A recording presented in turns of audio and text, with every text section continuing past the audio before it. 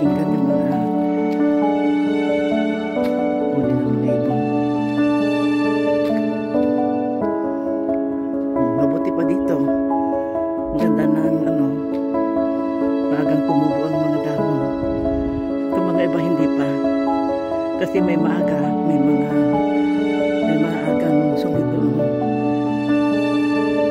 dahon. Yung mga iba naman, ang kagaya nito wala pang dahon. Pero yung nasa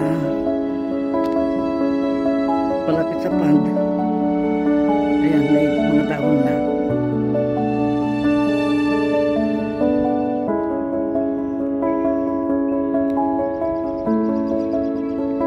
Gandang pakinggan ang mga tunog ng mga ibon.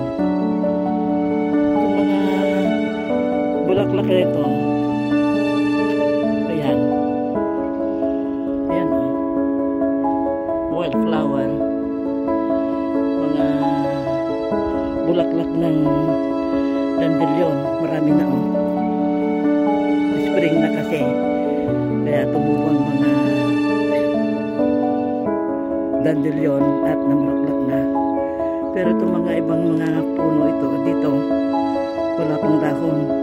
Ito meron na ayan.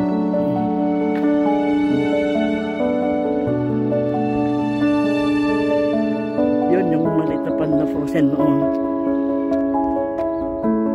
Di bagbagan.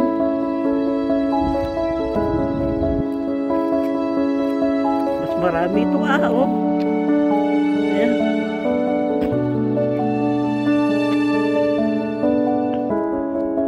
Pero yung nasa tabi ng daan, wala pang mga dahon.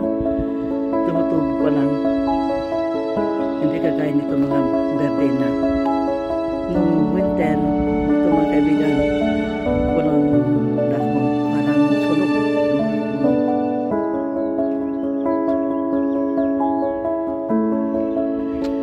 Kabi-kabila na ang huni ng mga ibon, mga kaibigan. Ayan.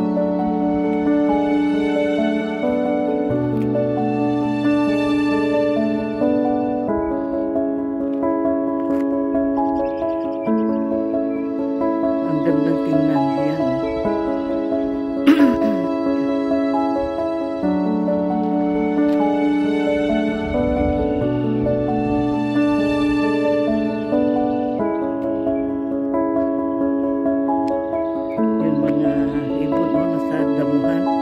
Sa gilid sa tabi ng pond. Ayan, ang daming lumilipad.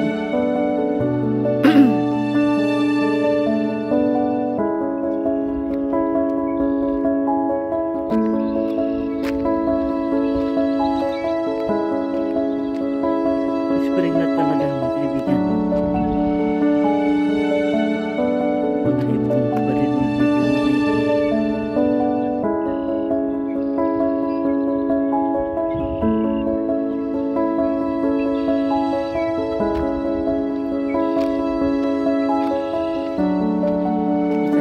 yung masaya sila kasi nung winter nag-migrate sila mga kaibigan.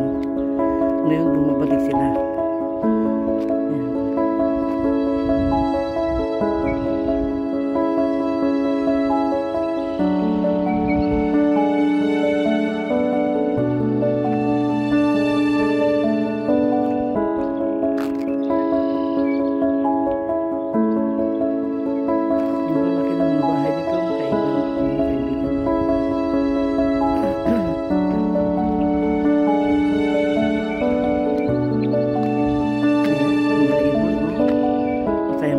Masaya sila